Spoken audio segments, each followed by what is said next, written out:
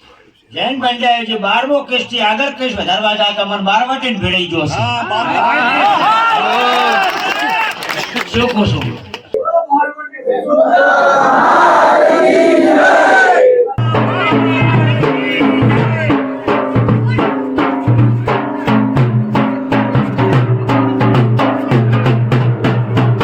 જૈન પંડ્યાને શું કહેવા માંગો છો?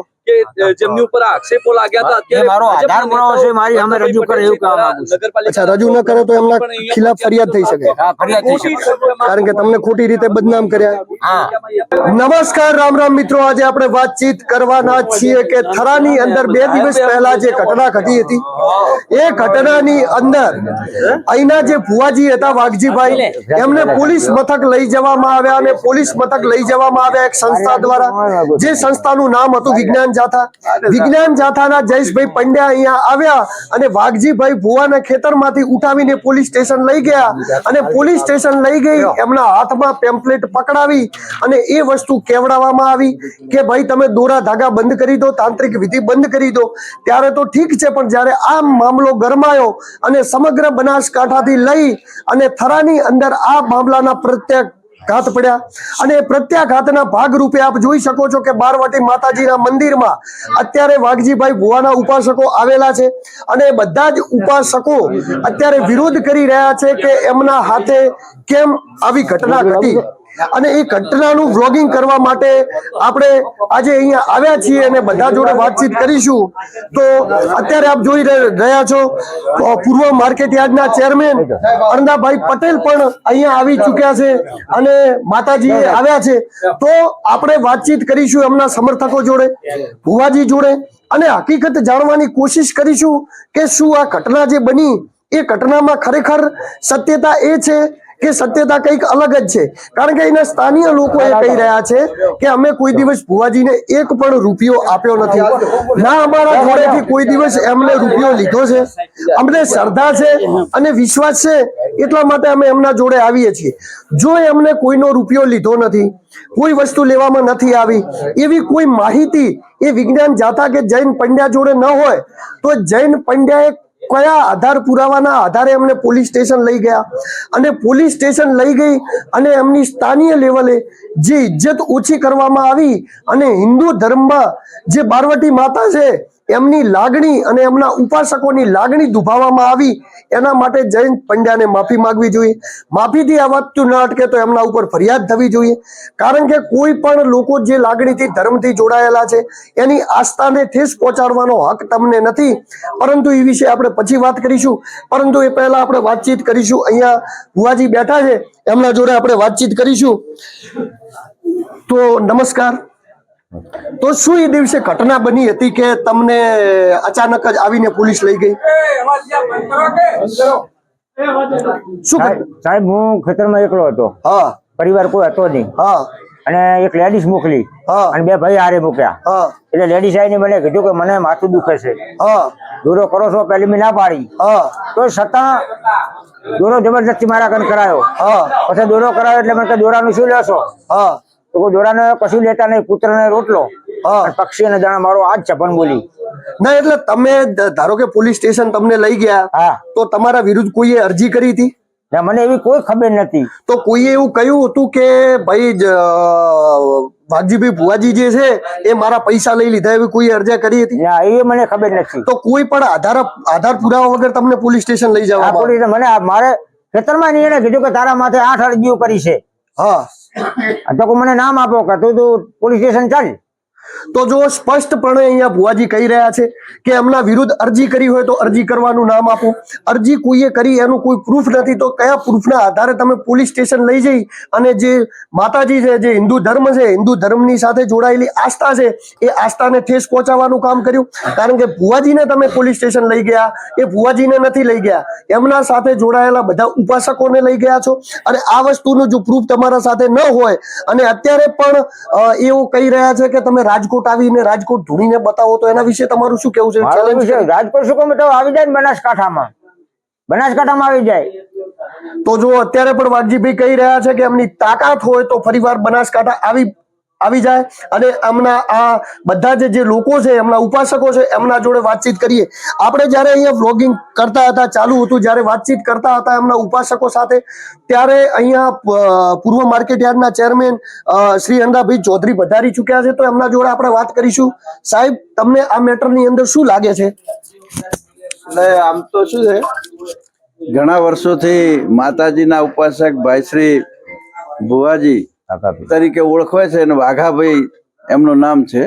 એટલે બધાને અહીંયા દર્શન કરવા આવીએ, પોતે પૂજા પાઠ કરતા હોય છે. માતાજીના નવરાત્ર હોય તો પોતે ઉપવાસ કરીને પૂજા પાઠ કરે.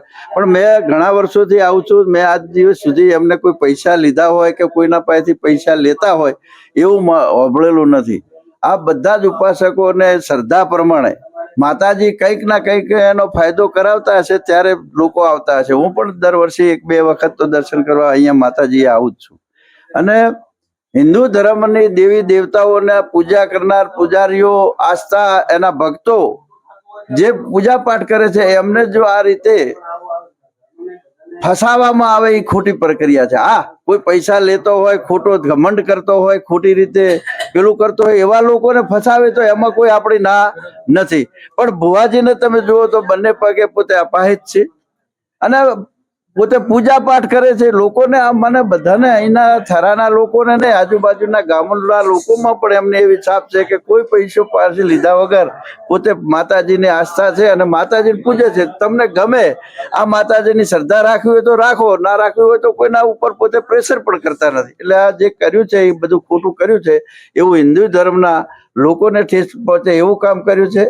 દેવી દેવતાઓની આસ્થા ઘટે એવું કામ કર્યું છે. એટલે આવું કામ આસ્થા વાળોએ ના કરવું પડે અને આ ભુવાજીને બદનામ કરવા માટેની જે પ્રક્રિયા કરી છે એ ખરેખર ખોટી છે. તો મિત્રો, તમે સાંભળ્યું, અહીંયા ઘણા બધા એમના ઉપાસકો આવેલા છે. એમના જોડે આપણે 1 to 1 વાત કરીશું. પરંતુ જો જૈનભાઈ પંડ્યા કાલે પોલીસ સ્ટેશન લઈ જઈ અને ભુવાજી ઉપર કાર્યવાહી કરાવી, એમને બેનર પકડાવીને એવું કહેવરાવ્યું કે હું આવનારા સમયની અંદર દોરા ધાગા તમે નહીં કરો એવું કહો, જો એમનામાં એટલી બધી તાકાત હોય તો મોટી મોટી ટેલિવિઝન ટીવીના માધ્યમોથી ખુલ્લેઆમ એવું ચાલે છે કે ભાઈ મીઠું ખાવાથી પેટનું દર્દ મટી જશે, પનીરનું શાક ખાવાથી તમારા ઘરે બાળક આવી જશે. ખુલ્લેઆમ મોટી મોટી ન્યૂઝ ચેનલોમાં ચાલે છે. તમારામાં ડેરિંગ હોય જૈનભાઈ પંડ્યા તો ત્યાં જઈને બતાવો.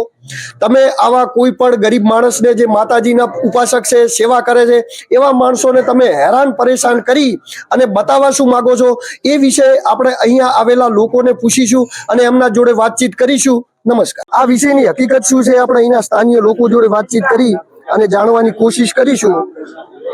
શું નામ છે તમારું મોટા ભાઈ? મારું નામ ધર્મેન્દ્રસિંહ વાઘેલા. હા, શું લાગે છે તમને આજે ઘટના ઘટી એના વિશે તમારું શું કેવું છે? હવે ખરેખર હું અહીંયા 20 વર્ષથી આવું છું. મેં ક્યારેય અહીંયા ભુવાજીને કોઈ પાસે પૈસા લેતા કે આવું ક્યારેય જોયું નથી.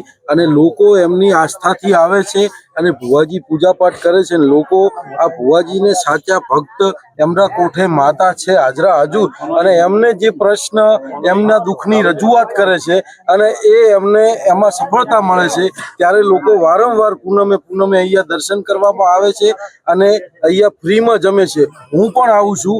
મેં એક દિવસ એવી વાત કરી કે વાઘજીભાઈ, ભુવાજી, મારે આ લોકોને એક દિવસ મારા તરફથી પ્રસાદ આપવો છે, કેટલા પૈસા તમને આપો?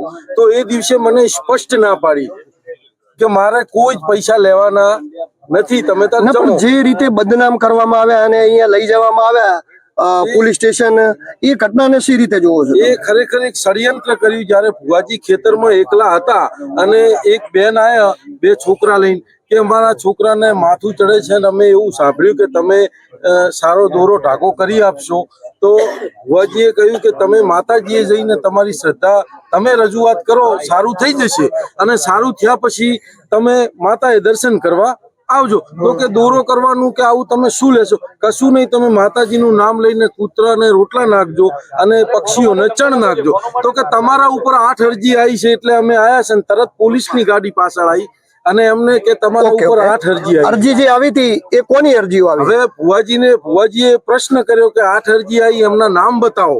મેં આવું ક્યાંય ખોટું કર્યું નથી તો કે તમે પોલીસ સ્ટેશને આવો તો અમે નામ આપીએ ને અરજીની નકલું તમને આપીએ એમ કરીને તેમને પોલીસ સ્ટેશન લઈ જવામાં આવ્યા. કોઈ અરજીનું નામ કે નકલ આપવામાં આવ્યું નથી. ઉલટાનું એમને તૈયાર કરી અને બેનર હાથમાં પકડી અને એમને પાકી એફઆઈઆર કરીને પૂરી દેવાની ધમકી આપી અને ભુવાજી એકલા હતા, એમની સાથે કોઈ નતું. અને કે હવે તમે કહો કે દોરા ધાગા નહીં કરો, પૂજા પાઠ નહીં કરો, આવું બધું ધતિંગ નહીં કરો, આવી અંધશ્રદ્ધા નહીં ફેલાવો, આવું તમે બોલો ને આવું કબૂલો અને સહી કરો ન કે તમને આજ ને આજ લોકઅપ કરી દેવામાં આવશે, આવા ધમકાઈ દેવામાં આવ્યા.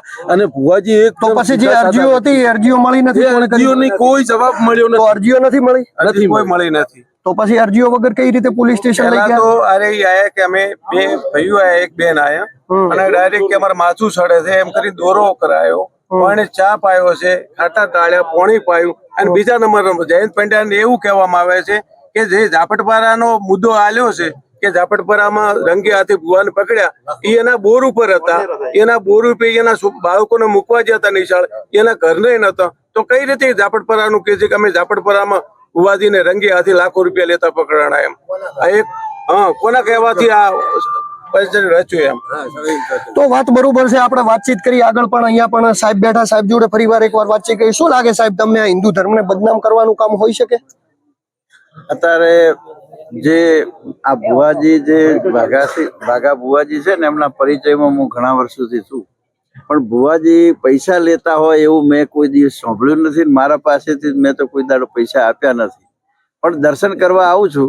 અને ઘણા લોકોના ચમત્કાર, ઘણા લોકો બોલતા હોય છે કે મને કેન્સર થયું હતું, માતાજીના મેં બધા રાખી તો મારું કેન્સર મટાડ્યું છે. ઘણા કહેતા હોય છે મારા દીકરો નતો પણ માતાજીની પ્રાર્થના રાખી તો મને દીકરો આપ્યો છે, આવું કહેતા હોય છે. બધા લોકો માને છે, બધાના દુઃખ માતાજી દૂર કરતા હોય છે. વાઘા ભુવા તો પૂજારી તરીકેનું જ કામ કરતા હોય, એ તો અપાય જ છે, ચાલી શકતા નથી. એટલે મંદિરે બેઠા બેઠા માળા કરતા હોય, માતાને યાદ કરતા હોય, માતાજીનો દીવો કરતા હોય છે. માતાજી એમના શ્રદ્ધાથી બધાનું દુઃખ મટાડે. તો આપ જોયું, શું લાગે છે તમને આ બધા સમર્થકો આના વિશે? હવે તમે એક જ લીટીમાં જયંત પંડ્યાને શું કહેવા માંગો છો? કે જેમની ઉપર આક્ષેપો લાગ્યા હતા, અત્યારે મારો આધાર પુરાવો છે, મારી સામે રજૂ કરે એવું કહેવા માંગુ છું. અચ્છા, રજૂ ન કરે તો એમના ખિલાફ ફરિયાદ થઈ શકે? હા, ફરિયાદ થઈ શકે, કારણ કે તમને ખોટી રીતે બદનામ કર્યા. હા, અને એ કહેવાનો પકડવા રજૂ છે. મારા અને મારા જે પ્રજાના નેહાકારને મારી નાખશે. આતડી કકળ છે, એને જે આતડી કકળ છે તેને આતડી મારી નાખશે. ઓકે, તો તમને જે ખોટી રીતે બદનામ કરવામાં આવે એમાં કાં તો માફી માંગે, કાં તો એના આધાર પુરાવા આપે, અથવા તો તમે ફરિયાદ કરશો.